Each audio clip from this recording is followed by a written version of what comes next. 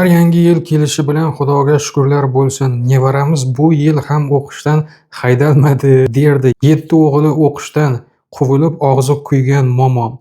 Men esa Xudoga shukr bo'lsin, bu yil ham o'lib qolishmadi deya ulardan suyunaman. Ana shu usulda har kuni 2 varaq, atiga 2 varaq, mana 1, 2 kitob o'qisangiz, bir oy ichida miyangizda qanday o'zgarishlar bo'lishini tibbiy tomonlama men sizga aytib bermoqchiman. Har kuni kitob o'qishni boshladingiz, atiga 2 ta varaqdan. 3-kuni miya hali qarshilik qiladi.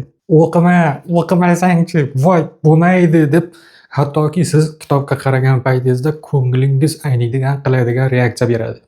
Bu boshlanishida sabringiz chidamay ketadi. Bilaman, tushunaman, ammo mana shundan siz o'tishingizga ham ishonaman. Chunki shu paytgacha siz kitobni muntazam ravishda o'qimagansiz. Ana shuning uchun konsentratsiya 3-kunigacha tez chalg'iydi, lekin neyronlar aloqalari faollashib boshlaydi. 7-kun har kuni 7 varaqdan kitob o'qib yuribsiz. Ovozni chiqarib kitob o'qish haqida gap ketib turibdi. Demak, 7-kun o'qishga moslashish boshlanadi. Diqqat biroz uzoqroq saqlanadigan bo'ladi. Ma'lumotni qabul qilish yengillashib boshlaydi asta-sekin. Oldiniga o'qigan 2 varaqingizdan 2 ta jumlani eslay olmaydigan, ma'nosini tushunmaydigan bo'lib boshlaysiz. Bu normal holat. Lekin 7-kundan keyin 2 ta varaqni o'qib bo'lganingizdan keyin shu so'zlarni har birini jumlasini mag'zini chaqadigan bo'lasiz. 10-kun gapirishlaringiz ravonlashishni boshlaydi. So'zlaringiz bo'lak-bo'lak, har bir aytadigan gaplaringiz tushunarli, deydigan so'zlarni ishlatmaysiz va chiroyli iboralar bilan odamlar bilan suhbatlashishni boshlaysiz. Xuddi qayerdadir kimlargadir dars o'tayotgan kabi odamlar bilan gaplashishga o'tasiz. Ya'ni muloqotingizda so'zlash nutqingiz 10 kun mana shunday qilib o'qishni davom qilayotganingizdan keyin 10 kun o'tib, sizda nutq oldingidan ko'ra vobshe cho'tka bo'lganligini birinchi sezasiz va miya rejimni qabul qiladi. Endi siz 2 varaq kitobni o'qimasangiz, nimadir qarzdor bo'lib turgandek his qilasiz. Bundan tashqari xotira va tushunish yaxshilanishni boshlaydi. Bir pog'ona tepaga chiqadi. Radio, televideniyadagi oldin sizga yoqmaydigan otalar so'zi yoki mahalla yoki teatr kabi ko'rsatuvlar sizga qiziqarli bo'lishni boshlaydi. Va odamlar bilan gaplashganingizda ko'proq adabiycha qandaydir so'zlarni aralashtirishga o'zingiz beixtiyor urinib qo'yasiz. Ya'ni chiroyli gapirishga o'rganib ketasiz. Bundan tashqari xotirani yaxshilanadigan kuni birinchi qadami 10-kundan kitob o'qiganingizda boshlanadi. Demak, har kuni 2 varaq kitob o'qib kelmoqdasiz. 15-kun neyroplastiklik faol bosqichda. Yangi g'oyalar o'rtasida bog'lanishlar tezroq ko'riladi. Endi sizning xotirangiz yaxshilandi, jumlalarni to'liq burroq gapiradigan bo'ldingiz. Odamlarga ko'p gapirib o'tirmasdan kerakli so'zlarni aytib tushuntiradigan bo'ldingiz. Har kuni 2 varaqdan kitob o'qib kelmoqdasiz. 20-kun fokusirovka degan miyangizda yonadi. Buni natijasida tahlil kuchayadi sizda. Endi ko'chalardagi reklamalar yoki bu mayda so'zlar orasidagi xatolarni avtomatik topa boshlaysiz. Hattoki kanallardagi, internetdagi so'zlarni xato yozilganligini payqashni boshlaysiz.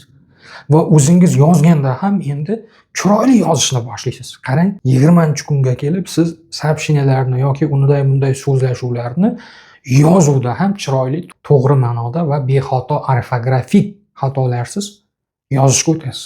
25-kun miyada avtomatlashuv boshlanadi. O'qish odatga aylanadi. Kam energiya sarflanadi.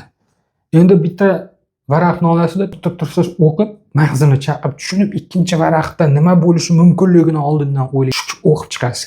Tez o'qiysiz, tez tushunasiz va oldingi o'qigan mavzularingiz bilan endi sintez qilib solishtirishni boshlaysiz. 30-kun barqaror kognitiv o'zgarishlar. 30-kunga kelib siz odatda hech qachon ishlatmaydigan so'zlarni iboralarga qo'shishni boshlaysiz. Odamlar bilan gaplashgan paytingizda adabiy terminlar bilan aytib, tushunmasa uni mohiyatini tushuntirib yorib, qisqa lekin tushunarli gapiradigan ohangga o'tib olasiz. Endi sizni 30 kundan keyin xotirangiz ham mustahkamlashgan bo'ladi. So'zlaringiz burroq chalg'imaysiz. Gapirayotgan vaziyatingizda so'zlarni orasiga degan gaplarni qo'yavermaysiz. Gapiradigan gapingizni bir necha soniyalar oldin o'ylab qo'ygan bo'lasiz. Ana shundan keyin xotira, nutq va fikrlash darajangiz avvalgiga qaraganda aniq 2 barobar 30 kunning ichida o'sgan bo'ladi. Ana endi siz shunday ohangda agar davom qilishni boshlaydigan bo'lsangiz, men hali aytmagan ajoyib o'zgarishlarni yana o'zingizda his qilishni boshlaysiz. Endi bundan buyog'iga siz kitobxon insonga aylanasiz. Endi siz shunchaki 2 varaq emas, 10-15 varaqni oldingi 2 varaq o'qigan vaqtingizga sarflab o'qiy biladigan bo'lasiz. Endi siz odamlar bilan gaplashgan paytingizda ularni zehnini qanday ekanligini 2 og'izm so'zidan tushunib oladigan analitik insonga aylanasiz. Ko'rdingizmi? Har kuni muntazam 2 varaq kitob o'qish natijasida qanday yaxshi darajalarga erishishingiz mumkin ekan. Demak, mana shu o'zgarishlarni o'zingizning hayotingizga muhrlab qo'yishga start beramiz. Хорошо? Mana endi kommentariyaga yozing. Bugun aytib bergan foydalarini eshitganingizdan keyin o'qib sinab ko'rishga qaror qildingizmi? Kommentariyaga yozing. Ha yoki yo'q. Shu yerda bitta narsani aytaman. Faqat kitobni yaxshisini o'qish kerak. Taniqli yozuvchilarni, oldingi adabiyotshunoslarni adabiy tildagi yaxshi hikoyalarini, yaxshi romanlarini, yaxshi detektivlarini, insonga foyda beradigan so'zlar bilan yozilgan kitoblarnigina o'qish kerak. Hozirgi chungachanga hokko degan gaplar yozilgan kitoblarni o'qib, qaytanga battar bo'lib yurmang. Хорошо? Video sizga ma'qul kelib, like bosib, shirindan shakar so'zlar yozgan bo'lsangiz, hozir sizga rahmatimni bildirib o'taman. Keyingi lavhalargacha o'zingiz ehtiyot qiling. O'qishni boshlaymiz va semirib ketmaymiz. Pogo. Azizlar, shu o'rinda eslatib o'taman, Dr. Ishchanovning Mobil innovatsion dastur kitobi chiqdi. Bu kitobi hamma tibbiy sohalar bo'yicha turli-tuman mavzulardan iborat. Mana J harfiga kirib, jigar mavzularini tanlaysiz. Jigarga tegishli bo'lgan eng ommabop, eng kerakli, eng ko'p tashxislar yozma shakllarda, foto, video shakllarida joylangan.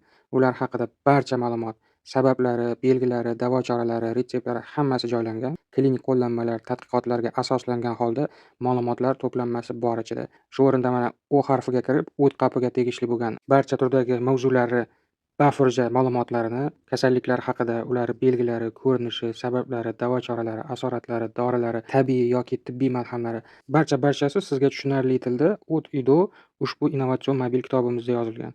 Qolaversa, bolalar haqida, homildorlik haqida, jinsiy kasalliklar, urologik yoki ginekologik, asab, nevrologik har qanday ma'lumotlar sizga kerak bo'ladigan eng asosiy tashxislar ushbu mobil innovatsion kitobimizda ichida joylangan. Mana G bo'limga kirsangiz, gepatitlar haqida ishonchli ma'lumotlarni qayerdan topsam ekan, nima qilsam ekan deb yurmaysiz. Ya'ni agarda siz ushbu mobil innovatsion barcha tibbiy sohalardan ma'lumotlarga ega bo'lgan kitobimizni yuklab o'zingizga o'rnatib qo'ysangiz.